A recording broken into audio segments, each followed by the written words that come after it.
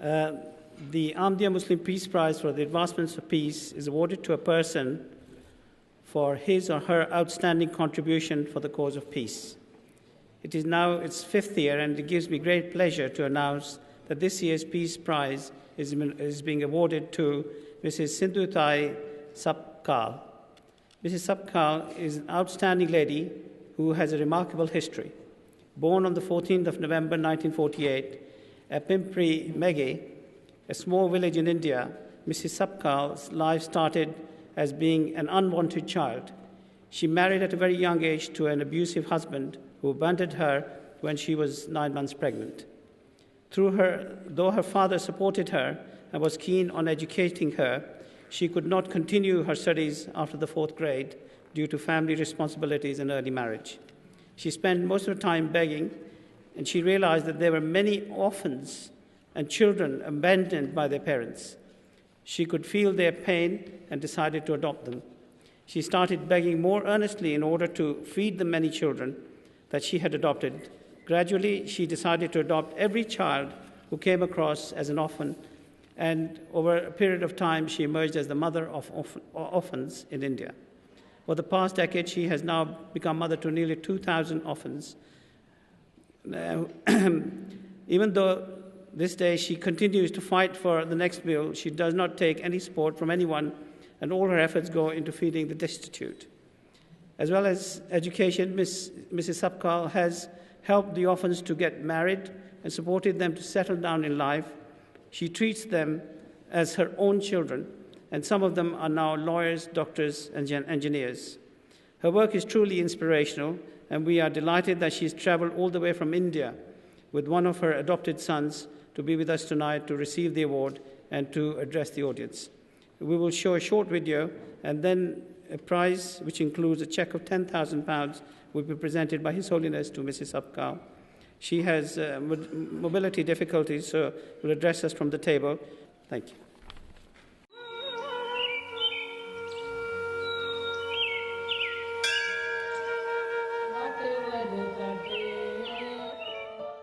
Sindhutai Sapkal, also known as Mother of Orphans, is an Indian social worker and social activist known particularly for her work for raising orphan children. Brought up in abject poverty, she left school after the 4th grade, married at the age of 10. Her husband abandoned her at the age of 20, and she left home with her infant daughter, later donating her daughter to the trust. She now spends all of her time and work on raising orphan children. Since 2012, Sindhutai Sapkal has nurtured over 1,400 orphan children. Many of these children are now well-educated lawyers and doctors. Some, including her biological daughter, are now running their own independent orphanages.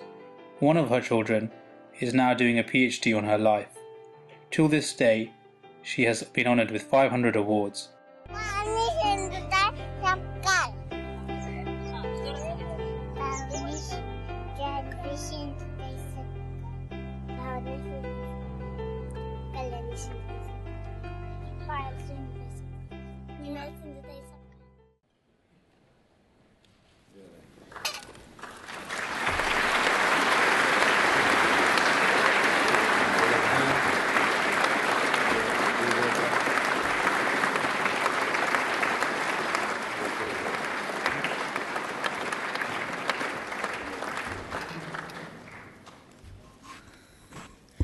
आज तो मैं सब भूल गई, मैं कहाँ थी और आज कहाँ तक आ गई। और मैं मेरा गुजरा हुआ ज़माने को आज बोलती कि ये भी कुछ कम नहीं तेरा दर छूटने के बाद, ये भी कुछ कम नहीं तेरा दर छूटने के बाद, हम अपने पास आए दिल टूटने के बाद।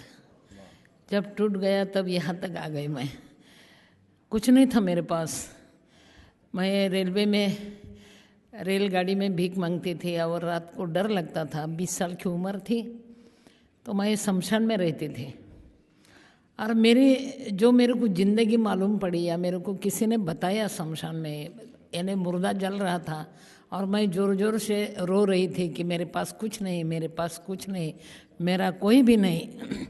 और मेरे को आवाज़ आई शमशान में कि गलती कर रही सिंधुताई, किसके पास कुछ नहीं होता, क्योंकि सब खाली हाथ ही जाते हैं।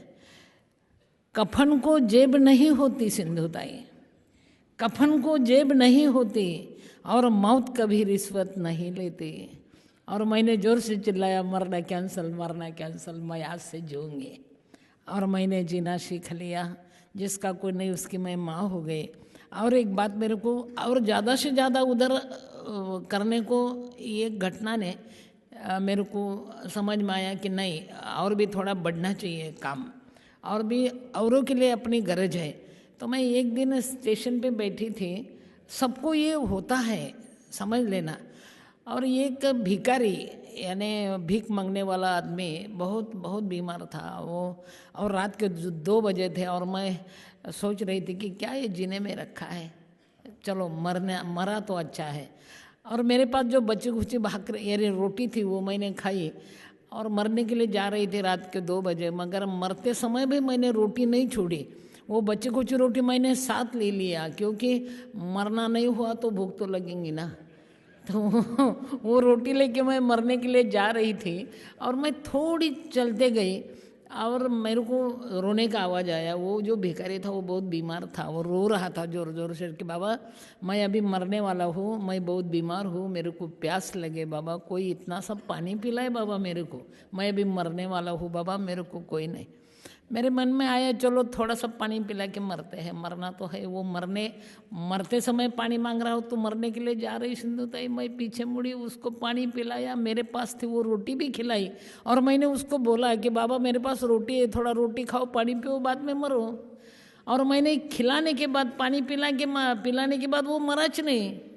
फिर मैंने सोचा अरे ये खाने पीने के बाद मरता नहीं तो अपन काय को मरे, जो भूखे उसको खिलाना चाहिए अभी से। और मैंने शुरू किया खिलाना। और एक बात है बाबा, जब उसी ने मेरे कब्र पर आके मुस्कुरा दिया, कोई बात नहीं, जब उसी ने मेरे कब्र पर आके मुस्कुरा दिया, बिजली चमक के गिर पड़ी, सारा कफन जला दिया। कफन जलने दो, दफन मत होना, यही मैंने सोचा, और अनाथों की माँ बन गई। और आज इतने दूर आके मैं पुरस्कार ले रहे हैं, ये कितना अच्छा काम कर रहे हैं, ये पीस फाउंडेशन कितना अच्छा काम कर रहे हैं। वो भाई लोग मेरे को दिखा रही थी, ये देखो यहाँ हम पानी दे रहे हैं, या हम कुआं खोद रहे हैं, या हम गरीबों के लिए मदद कर रहे हैं। मेरे को ऐसा लगता था अरे मैं यही काम कर रही है, हम सब एक ही है, चलना है बबे। और मंजिल तो बहुत खतरनाक है, इतना सोपा रास्ता नहीं है, फिर भी मंजिल बहुत दूर है, कोई बात नहीं, मंजिल बहुत दूर है, जाना वहाँ जरूर है, रास्ता मुश्किल है, मरना मंजूर है, मगर शेर जैसे मरेंगे, ऐसे नहीं मरेंगे। इसलिए मैं खुद का दुख, बच्चों के लिए मैंने पूरा दुख भूल गई, और दुखों को मैंने अपने पल्लू में ले लिया, और अनाथों की माँ बन गए। एक बात है, मेरे पास कुछ नहीं था, उम्र 20 साल की थी, और इतना सा बच्चा था मेरे पास, मेरा 10 दिन की बच्ची थी, और मैं भीख मांगती थी तो मेरे को खाने को नहीं मिलता था, मगर गाना बोलने के बाद मेरे को खाना मिलता था। फिर मैं गाना बोलती थी, हमसे न तू खाने की ना पीने की बात कर, मर्दों की तरह दुनिया में जीने की बात कर। और खाना देते थे लोग। खुद दर्द की दवा हो और उसे न दवा ले, मेरा गाना भी ऐसा था कि जियो और जीने दो। खुद दर्द की दवा हो और उसे न दवा ले, सोफे पे मत पड़े पड़े पंखे की हवाले, मेहनत से बनने वाले पसीने की बात कर, मर्दों की तरह दुनिया में जीने की बात कर।